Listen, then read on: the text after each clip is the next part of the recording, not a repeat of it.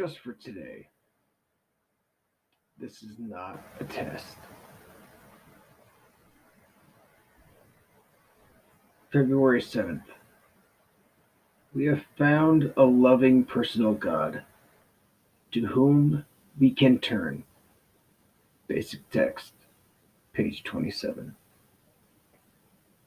Some of us come into recovery with the impression that life's hardships are a series of cosmic tests designed to teach us something. This belief is readily apparent when something traumatic happens, and we wail, "My higher power is testing me." We're convinced that it's a test of our recovery when someone offers us drugs, or a test of our character when faced with a situation where we could do something unprincipled without getting caught. We may even think it's a test of our faith when we're in great pain over a tragedy in our lives. But a loving higher power doesn't test our recovery, our character, or our faith. Life just happens, and sometimes it hurts. Many of us have lost love through no fault of our own. Some of us have lost all of our material wealth. A few of us have even grieved the loss of our own children. Life can be terribly painful at times, but the pain is not inflicted on us by our higher power. Rather, that power is constantly by our sides, ready to carry us if we can't walk by ourselves. There is no harm that life can do. There is no harm that life can do us that the God of our understanding can't heal. Just for today, I will have faith that my higher power's will for me is good and that I am loved. I will seek my higher power's help in times of need. Word. So, what does this mean?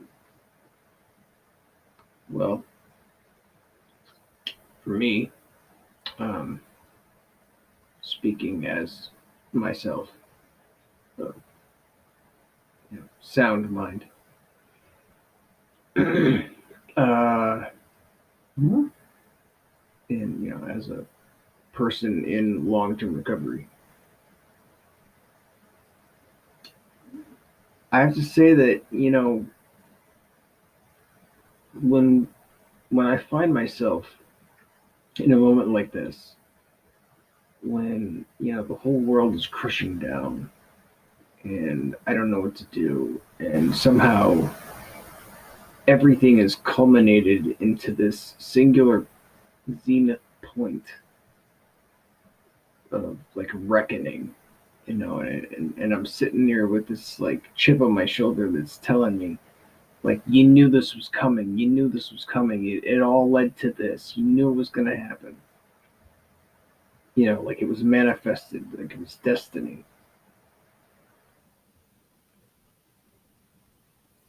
In no other time in my life do I feel so completely and utterly self-centered and alone. It's in that moment where I feel that I am not only the most important thing that has ever existed, but that what is happening is the most important thing that has ever happened.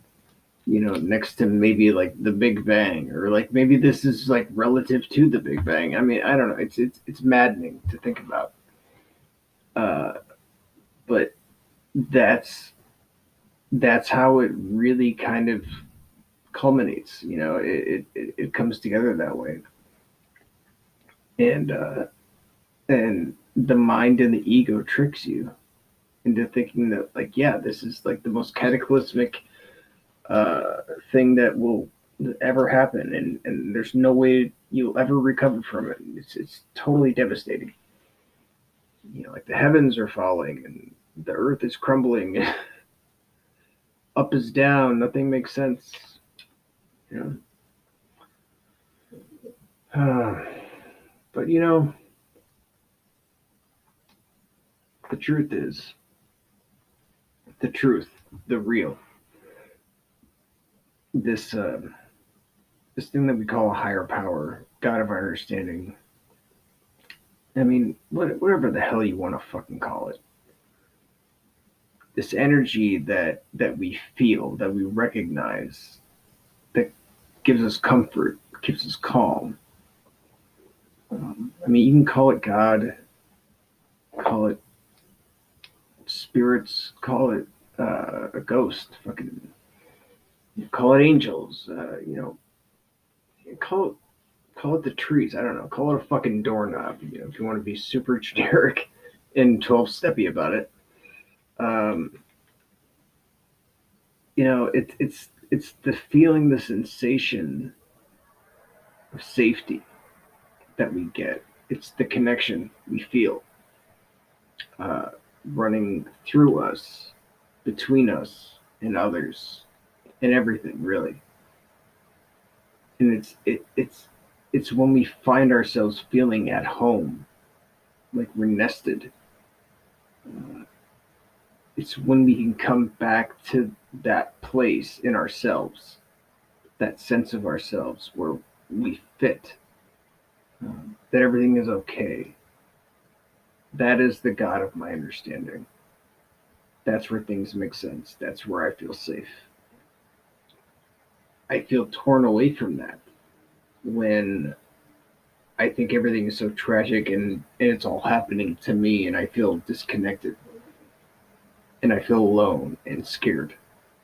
Like I'm the tippy top of a fucking like a mountain and there's like just sharp awful things beneath me and I'm gonna fall and it's hot and cold and it's like it's the most hellish landscape you can possibly imagine, and then it's like you suddenly you give up. You stop trying, you stop pretending that you can manage this, you stop pretending that you can hold on with just your last little toe, like to the very last tip. You stop pretending that this is like something that you can even accomplish. Because as long as you think that something is manageable, as long as you convince yourself, no, I can do this, I can fix it, I can handle it, it's not that bad. I've been through worse. It's not the end of the world yet. As long as you keep telling yourself these lies, uh, you're always going to leave enough cushion around you to continue suffering, to make your suffering acceptable. This is wrong. Don't do that. Admit to yourself that you fucked up, that you've gone the wrong direction, that you've made mistakes, and that it's okay. Turn around and accept defeat sometimes. It's okay. You can't win all the time. And it's better that you don't. That would be boring. So we pick ourselves back up, collect the pieces, figure out what we did wrong here and there, recollect ourselves, and we make a better go of it. It's really that simple. And then we go forward again with perspective, knowing which curves, to edge off on, uh, knowing when to speed up and when to slow down, knowing when to shut up, when to listen, and when to speak up for ourselves and make our presence known. We don't have to be victims. We don't have to be villains. And we don't have to always be the hero. We just have to be.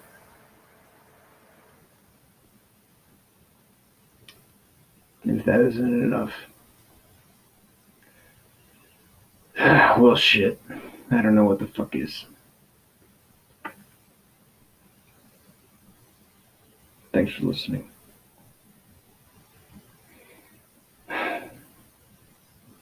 Stay safe. Take care. Bye for now.